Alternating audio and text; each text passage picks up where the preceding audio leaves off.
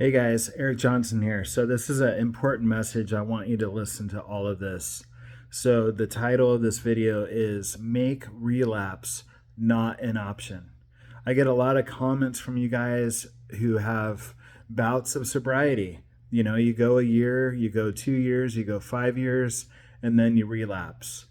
So, what happens is those voices start getting in your head. You start romanticizing the buzz, the good times you had on alcohol, and it's a big lie. So, I want to tell you something that is more exciting than that alcohol buzz. Okay, listen to this. What's more exciting than the alcohol buzz, because that's a lie. You know that's a lie. That always turns into the worst relapse you've ever had. It never ever gets better. Okay, that's the lie. But what's exciting is knowing for certain. Now, I know you can only be certain for a day at a time, but knowing that you're finally done with drinking. Okay, when I quit drinking 2008, I knew it. I felt it in my heart. It was like this thud of truth. It like landed on me.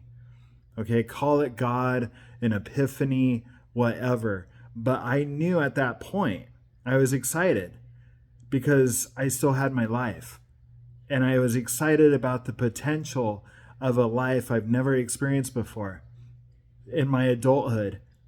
Because my whole adult life, I drank.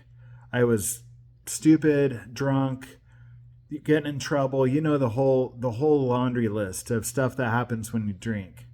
I did all of that.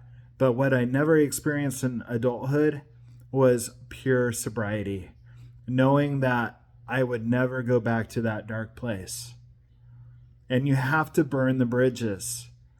Okay, so when you get sober and you have that moment of truth, there can't be any thoughts of going back. Maybe if I switch to beer, it will be better. Maybe if I switch to wine, it will be better. You have to burn the bridge. It's not an option anymore. Okay? It is not an option.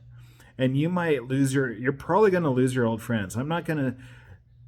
I'd say you're going to lose your old friends. You're going to lose the place where you're living. You have to move out of that town. You can't have anything that triggers you to remember drinking. Okay? I lived in a small town, 10,000 people. I drank every inch of that town. There was a drinking spot every place in that town. And all my old friends drank. Okay? They might pretend that they're supportive of you when you get sober, but it's like going into a bar and telling all the people drinking in there, hey, I got sober. Okay? They might cheer you on and be like, cool. Okay? But they really don't care. They want you to start drinking again. Okay? Because demons love company. Misery loves company. And what's exciting about sobriety is that every day is brand new. It gets better. You get your health back. You can start thinking clear. You can get more creative. Because when I was in my 20s and I drank, I was like, oh, this makes me creative. This is what all the alcoholic writers do. Okay? And I was like, I'm a heavy drinker. Maybe that will improve my creativity. All right? I believed all these crazy lies. But really, in the end, alcohol is a huge lie and it takes everything away from you until you're left an empty shell. And it's pathetic. And you know it's pathetic. Deep down, you know it's pathetic. So just stop right now. You don't have to go back out and see if it's better or different because it's never better. It's never different. You might have a couple, if you relapse, you might have a day or two where you're like, you get drunk and you're like, wow, that's fun. But after a week of relapse, you're going to go back to where you left off and it's probably going to get worse. It is going to get worse every time. Okay? It's not worth it. You have to play the movie all the way through. Your drinking movie. Okay? A lot of people, they get stuck on the buzz. They're like, oh, that was fun drinking those beers on that sunny day. But you have to play the movie all the way through until that night when you passed out, you made a fool of yourself, you got in trouble, you got arrested, whatever happened. You know that's the case. It's not, stop playing that highlight reel, that honeymoon reel, because you know at the end you were left beaten down, shaking, trembling, maybe even pissed yourself. Maybe you got arrested. You woke up in the drunk tank. Maybe you woke up and you were single again. You lost your boyfriend or your girlfriend. It never ever gets better. The problems get bigger and bigger and darker if you're a true alcoholic. So stop the lies, because Satan loves the lies. And if you're eating up the lies, you have to realize you're smarter than that.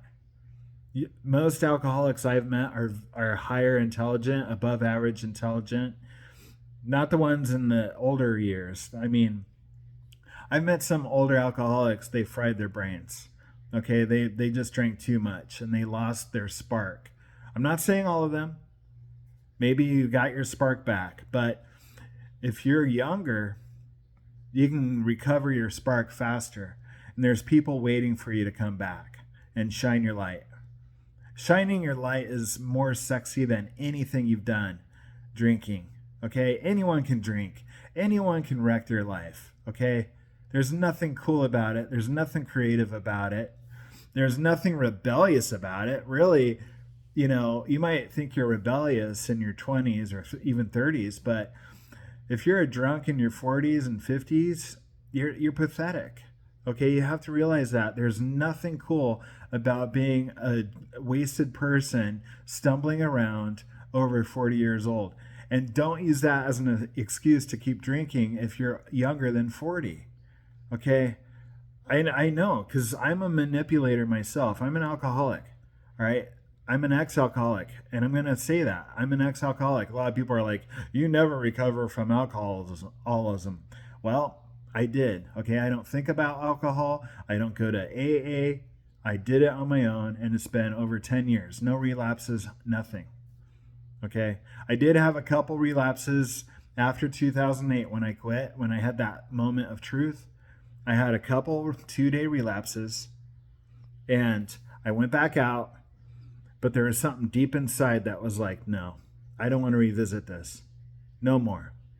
Sobriety becomes the new trip. It becomes the new high because you're not familiar with it. Okay, every single day you're sober, it's a new experience.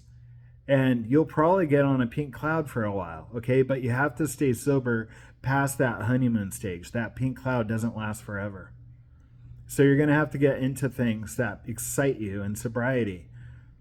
You're going to have to experience good dopamine rather than bad dopamine. So what excites you? Revisit all those things that you did before you started to drink. For me, it was playing drums. It was playing racquetball. It was having an intelligent conversation again. It was going out and going for a walk and smelling the air, going for a healthy walk, eating good food, going to restaurants, not embarrassing myself anymore, not being stupid, not sneaking drinks, not vomiting in the bathroom, not pissing myself at night, not waking up 4 a.m. shaking with alcohol withdrawals. Those things are tedious. And when I relapsed those 2 times after I got sober in 2008, I was like, I don't want to revisit all this stuff. The stinky bed, the beer cans all over the floor, the creepy people that came over, the homeless people that came over. Your friends aren't going to get better. You keep drinking, they're going to get darker and darker, okay? There was people like bringing over needles to my house. Didn't even know it. I didn't even know who I was hanging out with. I was blacked out. I would bring people over to my house blacked out. They could have killed me. They could have robbed me. I see it all the time on 48 Hours, the first 48. Some drunk guy brings over someone from a bar and they get murdered. So it's getting scarier. The demons are working overtime now. It's a very scary time in this world. But if you shine your light, you'll feel something in your heart that you haven't felt for maybe your whole life. Helping others. Because when we're drinking, we're very self-centered. When we're drinking, very selfish, and we bring a lot of people down with us. I put a lot of strain on my family, my friends. I lost all my friends. My only friends were the homeless who could drink like me. And it's sad. It's really pathetic. It's sad. It's dark. And it doesn't get better. So be excited that right now, this moment, you're watching this video. I want you to put your hand on the screen of your computer or your phone. All right? And I want you to just say, Jesus, please save me. I'm done. Please save me from my personal hell. I want you back in my life. God, I want you back in my life. Please fix me, repair me. Please, Holy Spirit, enter me. The Holy Spirit is the best high I've ever felt. And it's called pure love. It's pure agape love. The Father. You know, a lot of us had messed up dads. You know, the laundry list of horrible things we had growing up. Bad dad, bad mom, divorced, killed, whatever. We all have that. We're all hurting and we're looking for acceptance and love. But we do this sabotage thing and we want to abuse ourselves because we don't think we're worthy of pure love. We never had it, maybe. So Holy Spirit can come in, fix your heart, and you'll have a father again. One that will never walk out, one that will never hurt you, one that will never cheat on you. He's always there, just waiting to talk to you in your secret spot, okay? In your private place. You don't have to go around and brag about how you got Jesus talk to you or whatever. Okay, this is between you and the Father. This is a personal, private relationship. And he's there. He's just waiting for you to come home. We were all lost sheep drinking. And there's nothing cool about destroying your life. There really isn't. What's cool is helping others.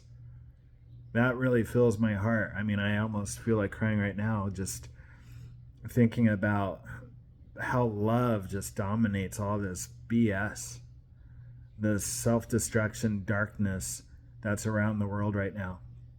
Love is so much better and bigger. You might not see it. You know, it's hell on earth right now. It's very hard to see, but it's in here. It's in your heart. But you got to accept it. You got to accept the Father again. He's way better than your dad in most instances. He is perfect. Perfect Father, perfect love. And it's amazing. And that's the best high you'll ever. There's no high like that love from the Holy Spirit. But we keep looking for that high to fill our heart. And addictions never fill the heart. It's just a temporary, lustful, perverted high, and then it's fleeting. It goes away, and then it leaves you emptier and emptier every time you relapse. But what stays forever is that love between you and the Father.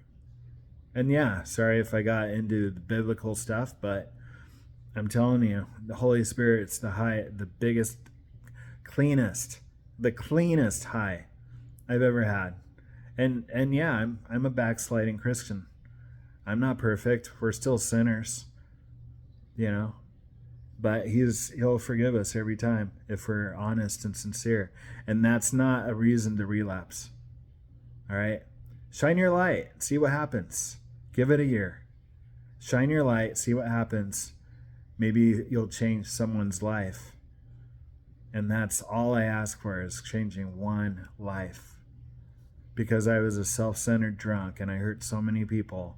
The least I can do is help one of you guys say, I don't drink anymore because of Eric, but ultimately because of God. Peace out. Have a great holiday, and just quit. Just quit tonight. Just stop. And yeah, if you're really a heavy drinker, you could die from withdrawals. So go get medical help right now and say you're done, and burn the bridge There's no more options to drink. None. Burn the bridge. It's not an option. I don't think about drinking anymore. I don't smell it. I don't hang out with people that drink. I don't try near beer. I don't do any of those little sneaky things. Don't fall for it. All right? Love you guys. We'll talk to you soon.